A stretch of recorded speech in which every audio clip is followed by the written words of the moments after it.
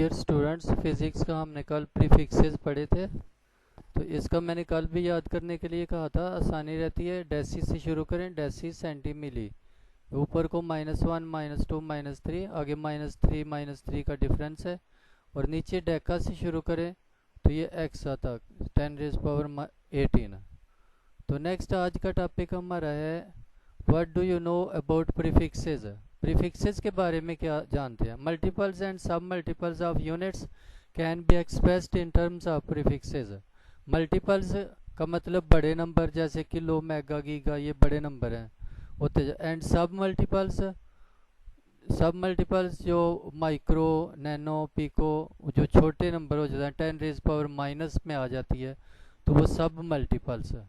Multiples and submultiples of units can be expressed in terms of prefixes. उनको prefixes में पहले letter, prefixes are the words और letters added before ऐसा unit. ऐसा unit से पहले लेटर या पूरा वर्ड बाजुकात होता है, तो इसको प्रीफिक्स कहते हैं। फॉर एग्जांपल ये प्रीफिक्सेस ही हैं जो ऊपर हमने पढ़े हैं, किलो, मेगा, गीगा, मिली, नैनो। एग्जांपल्स ये दी हुई हैं, ये सारे प्रीफिक्सेस आपने पहले ऊपर याद किए हुए हैं, तो ये वही है सारे।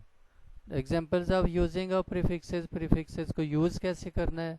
ये 200,000 मीटर पर सेकंड है, तो 1000 को किलो कहते हैं, 10⁻³ को, तो इसको हम लगा देते हैं 200 किलोमीटर पर सेकंड। किलोमीटर पर सेकंड ये 4,800,000 वाट।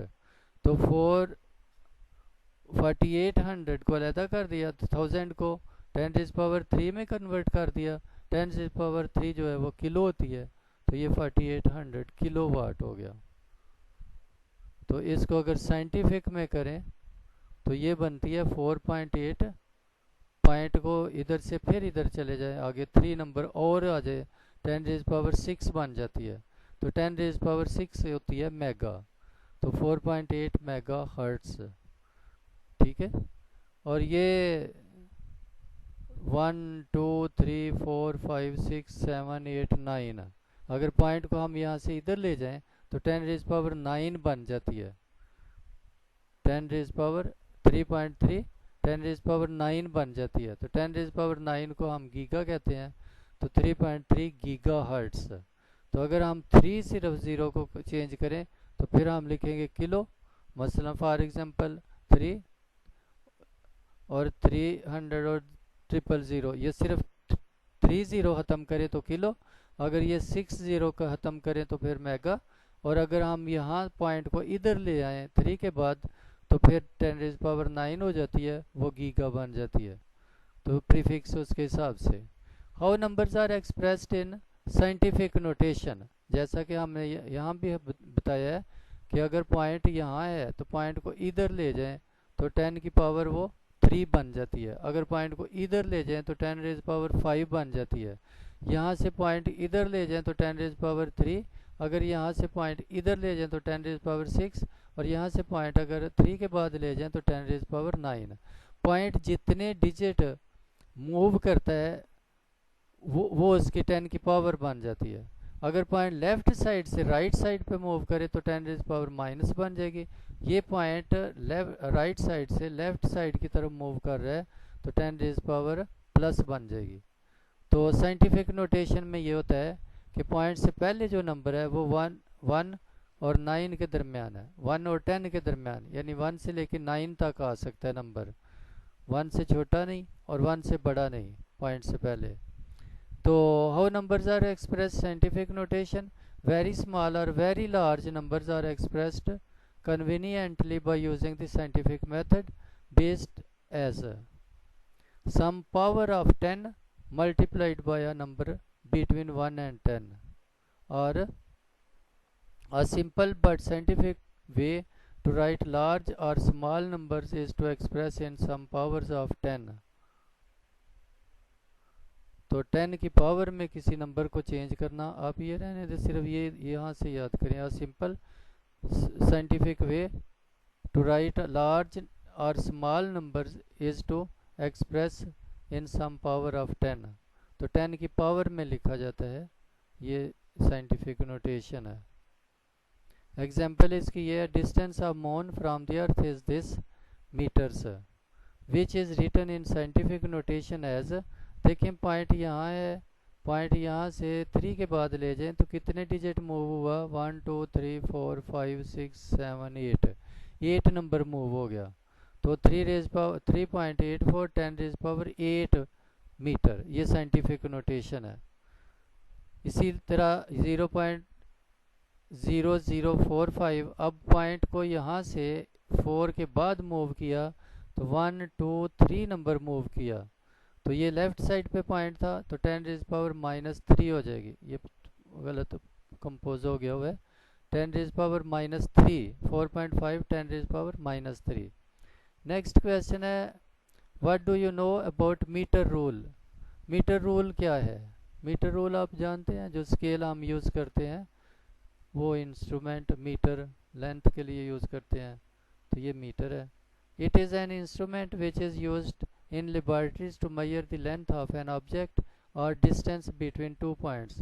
2 points के दरमियान डिस्टेंस या लेंथ को मेजर करने के लिए जो इंस्ट्रूमेंट यूज होता है वो मीटर रूल है। तो स्केल इसके ऊपर कितने डिजिट होते हैं, it is 1 metre long which is equal to 100 centimetres. ये 1 मीटर होता है और उस मीटर के सेंटीमीटर बने तो 100 centimetre. Each centimetre is divided into 10 small divisions called millimetre. तो सेंटीमीटर को भी छोटे स्मॉल डिवीजन्स में मिलीमीटर्स में चेंज किया होता है। लीस्ट काउंट, लीस्ट काउंट इससे जो कम से कम हम मेजरमेंट ले सकते हैं वो मिलीमीटर की ले सकते हैं। तो least count of metre rule is 1 millimetre. This is the minimum length that can be accurately measured by the metre rule. Metre rule से जो एक्यूरेट सही मेजरमेंट कम से कम हो सकती है वो मिलीमीटर की है। तो आज का ये टॉपिक याद करें और कापियाँ कोशिश करें चेक कराएं।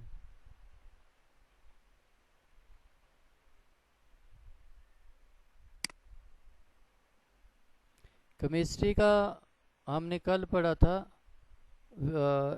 टाइप्स ऑफ एलिमेंट्स, एलिमेंट्स के बारे में, एलिमेंट क्या है, एलिमेंट्स की टाइप्स वगैरह।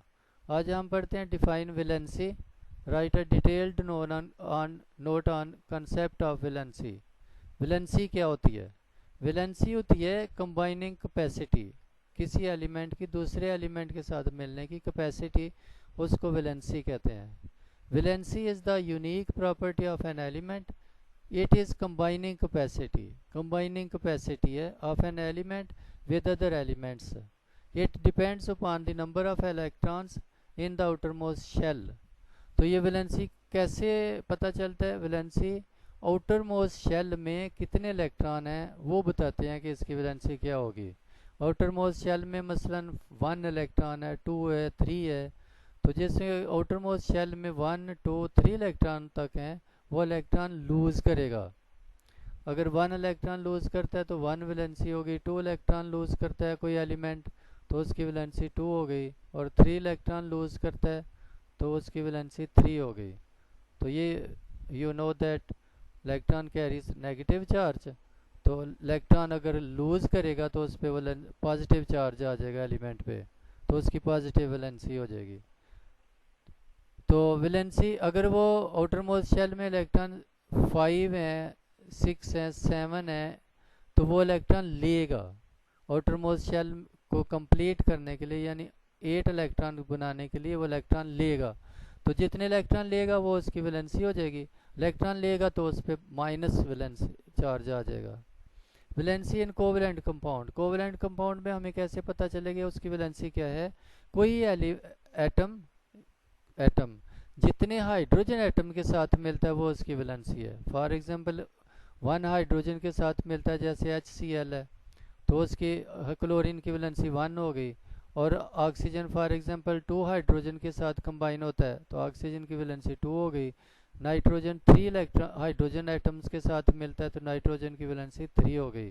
कार्बन जो है वो 4 हाइड्रोजन एटम्स के साथ मिलता है तो कार्बन की वैलेंसी 4 हो गई। यानी जितने हाइड्रोजन एटम के साथ कोई एलिमेंट कंबाइन होता है वो उसकी वैलेंसी हो गई।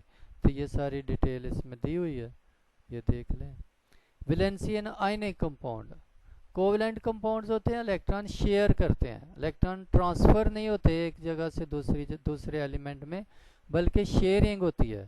इलेक्ट्रॉन दरमियान में आ जाते हैं, वो एलिमेंट भी समझता है मेरे हैं, वो दूसरा एटम भी समझता है मेरे हैं, तो electron outermost shell complete हो जाता है। आयनिक कंपाउंड्स में क्या होता है, इलेक्ट्रॉन शिफ्ट हो जाता है, एक एटम से दूसरे एटम में चला जाता है।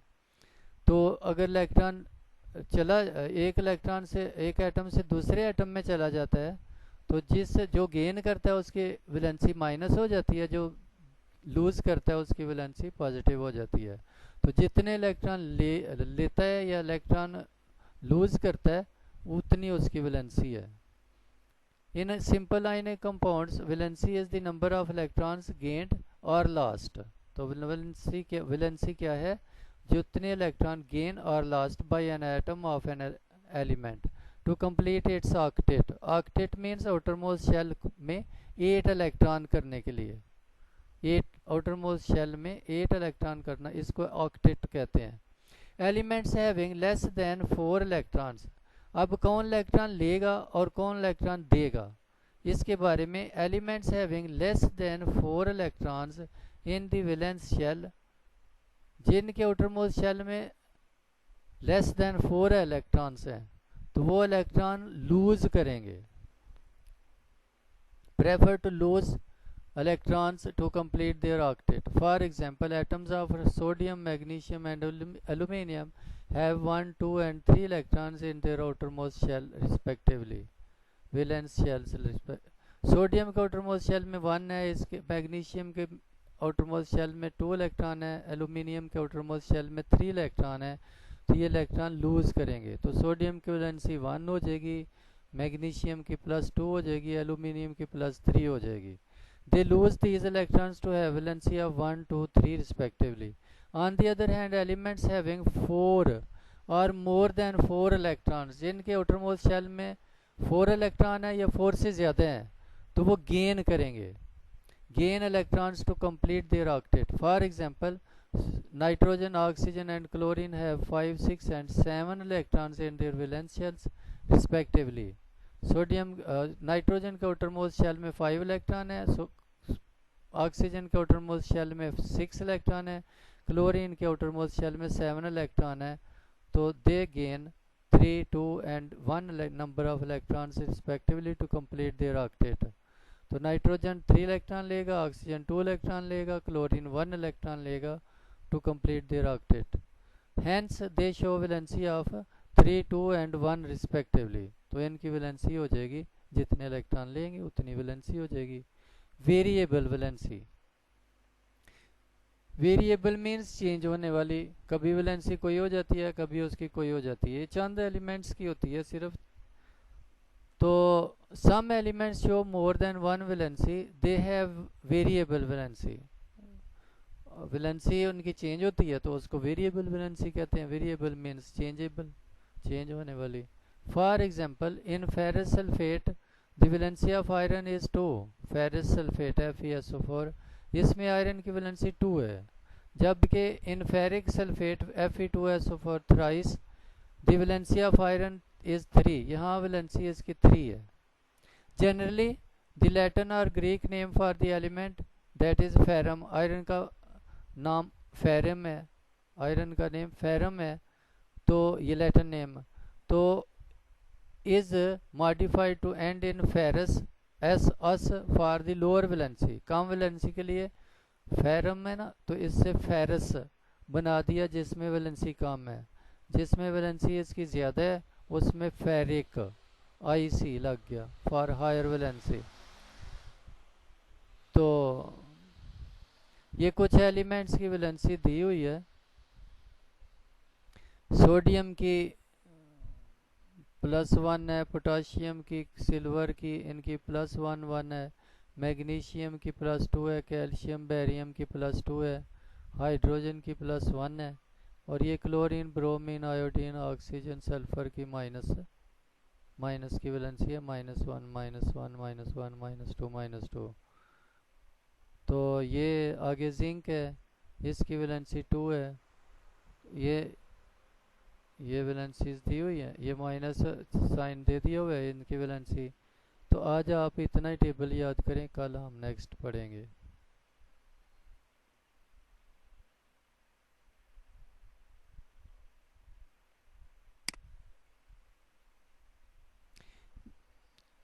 नेक्स्ट बायो का हमने ये प्रोफेशंस कर लिए थे।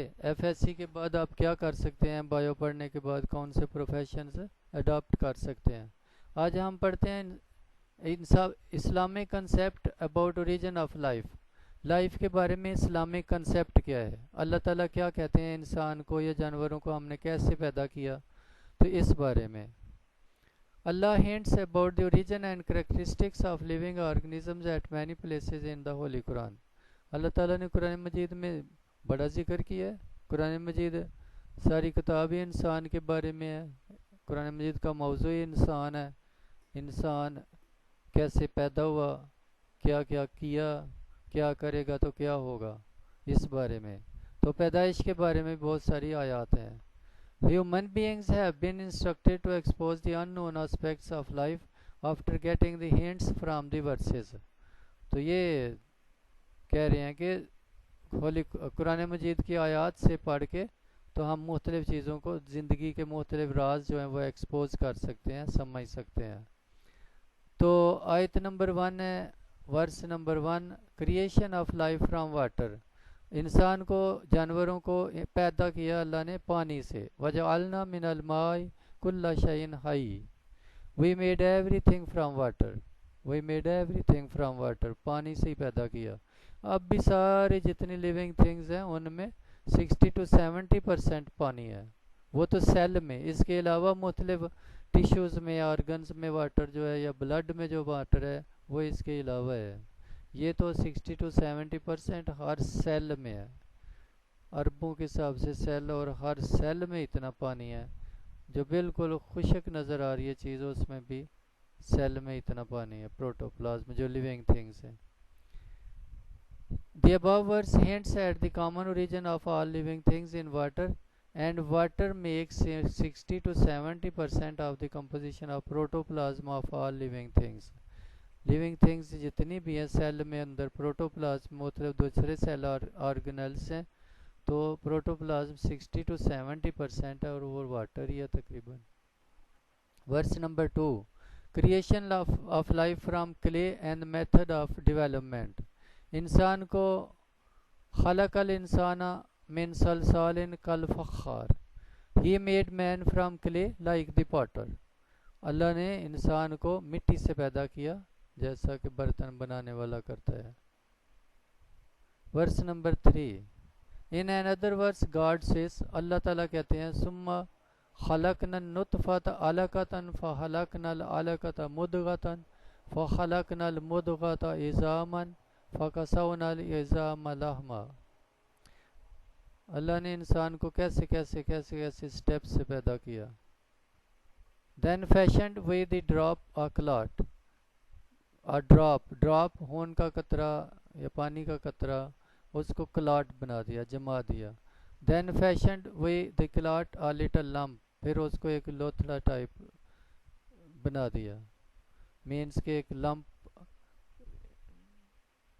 बना दिया। Then fashioned we the little lump bones, फिर उस में हड्डियां पैदा की। Then clotted the bones with flesh, bones के ऊपर गोश्त चढ़ाया। In both above verses we find the events that occurred in the creation of human beings. ये आयत बताती है कि इंसान को अल्लाह ताला ने किस तरह स्टेप्स में पैदा किया। And Allah also hints at the method of the development of animals including human beings. जैसे इंसान को पैदा किया ऐसे ही दूसरे जानवरों को भी अल्लाह ताला ने पैदा किया। तो जानवरों की इंसान मुख्तलिफ किस्में बनाई जो लिविंग थिंग्स हैं।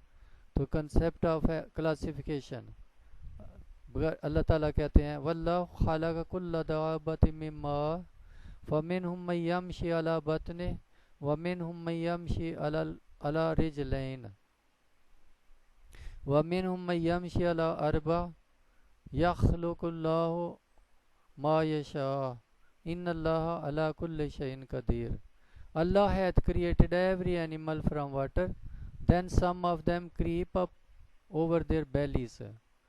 कुछ जानवर अल्लाह ताला ने इंसान पैदा पानी से किया जानवरों को, और उनमें से कुछ रेंग के चलते हैं अपने पेटों पे। Others walk on two legs, कुछ दो टांगों पे चलते हैं। एंड अदर्स ऑन फोर, कुछ चार टांगों पे चलते हैं। अल्लाह क्रिएट्स व्हाट ही प्लीजेज। अल्लाह पैदा करते हैं, अपनी मर्जी करते हैं, किसी से कोई नहीं पूछते क्या करना है क्या नहीं करना, अल्लाह ताला है। This verse describes the common origin and modification of organisms and also supports the modern concept of classification. तो ये जो मॉडर्न क्लासिफिकेशन है कि मुख्तलिफ जानवर हैं, कुछ छोटे हैं बहुत बड़े हैं, तो ये अल्लाह ताला ने खुद बयान किया हुआ है। तो इससे सबक लेना चाहिए और इसके बारे में हमें कुछ गाइडेंस भी मिल जाती है। तो ये क्वेश्चन याद करना है। मेन चीज़ें आयात और उनकी ट्रांसलेशन, बाकी जो कमेंट्स हैं वो थोड़े बहुत याद हो जाएं तो अच्छी बात है, ना हो तो कोई मसला नहीं है, ये इसका काम है।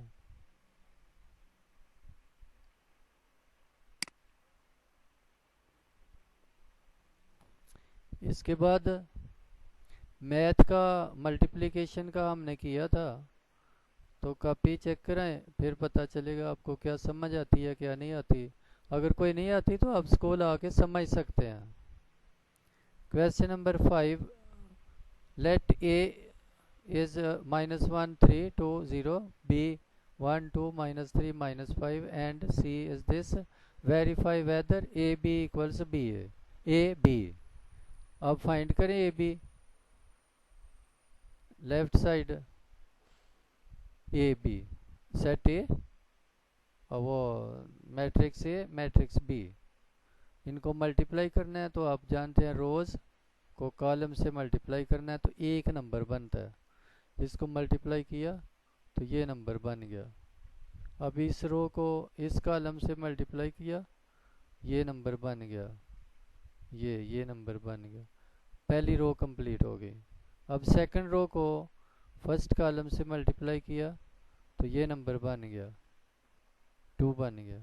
सेकंड रो को सेकंड कॉलम से मल्टीप्लाई किया तो सेकंड रो का सेकंड कॉलम बन गया,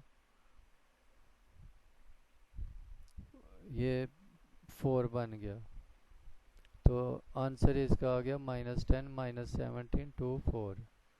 अब बी ए, इसका मैट्रिक्स में ऑर्डर चेंज करने से आंसर डिफरेंट आता है।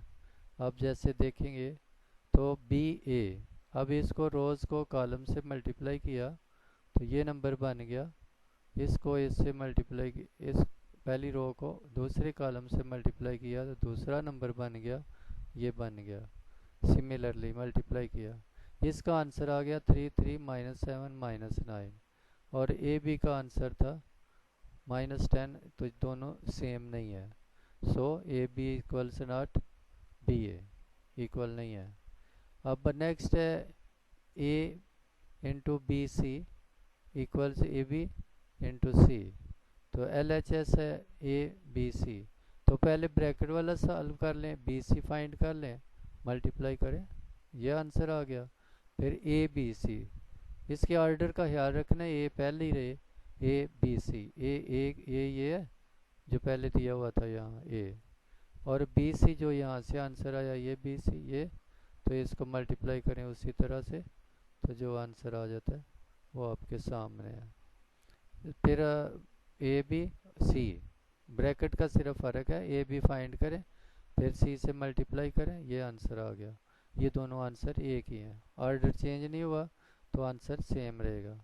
नेक्स्ट क्वेश्चन है ए इंटू बी प्लस सी, तो ब्रैकेट में बी प्लस सी है, पहले बी प्लस सी फाइंड करें फिर ए से मल्टीप्लाई करें, ए इंटू बी प्लस सी, ए और बी प्लस सी इनको मल्टीप्लाई किया तो ये आंसर आ गया। ठीक है, तो दूसरी साइड को भी किया तो ये आंसर आ गया। ये क्वेश्चन मल्टीप्लाई के हैं और प्लस के हैं, ये सारे किए हुए हैं। किसी बात की समझ नहीं आती तो वो पूछेंगे तो फिर मुझे भी पता चलेगा कि आपको क्या समझ आई है तो क्या नहीं समझ आई।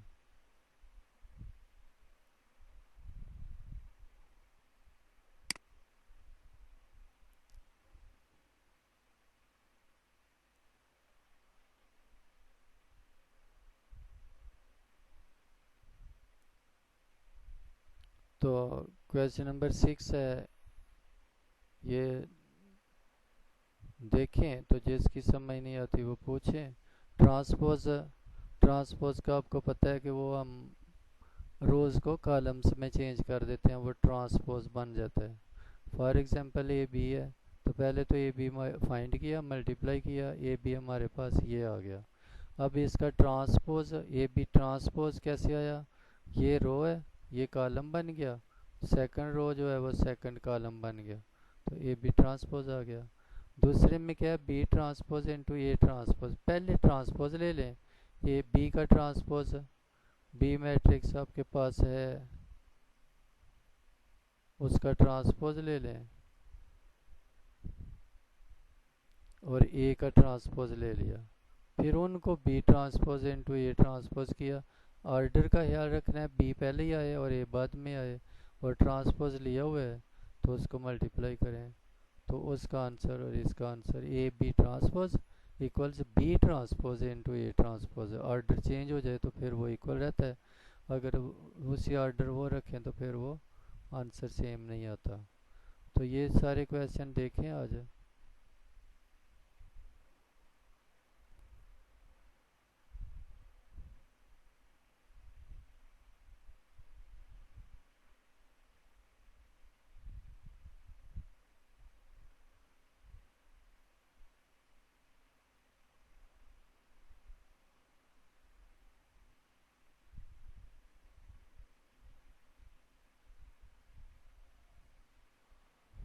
कल हम पढ़ेंगे singular and non singular matrices. आज आपका यहाँ तक काम है, तो ये करें।